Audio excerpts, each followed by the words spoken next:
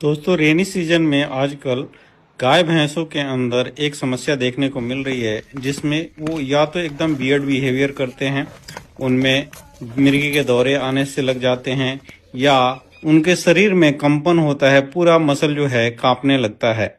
ये जो प्रॉब्लम है जनरली हाइपोमैग्नीसीमिया के चलते होता है, यानी कि ब्लड में मैग्नीशियम लेवल लो हो जाने के चलते होता है। मैं कह रहा था कि बरसात में कॉमनली देखने को मिलता है। ऐसा इसलिए होता है कि बरसात में जो घास निकलते हैं वो बड़े तेजी के साथ ग्रो करते हैं और बड़े बहुत हरे रंग के होते हैं।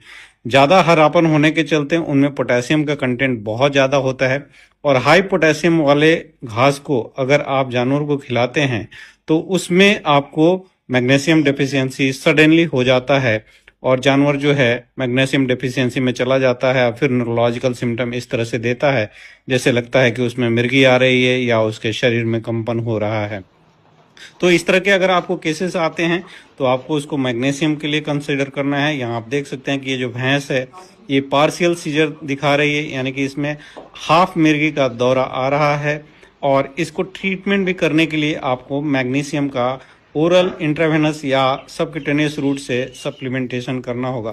कुछ केसेस में जो जानवर है वो अलर्ट हो जाता है, एक आपके ऊपर अटैक कर सकता है। ऐसे देख के लगता है कि वो चौंक रहा है और उस खान को खड़ा रखता है, कभी कभी एग्रेसिव बिहेवियर भी दिखाता है।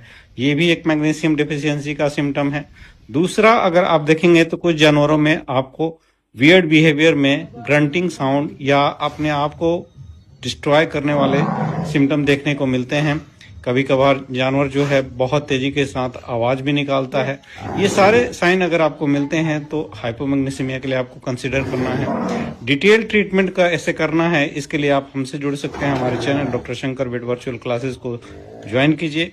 वहां पे आपको डिटेल ट्रीटमेंट अप्रोच के वीडियोस अपलोडेड हैं जो बड़े आसानी से आपको समझा पाएंगे। लेकिन मैं चलते चलते आपको बता दूं कि ये केस मैनेज करना बहुत आसान नहीं होता है।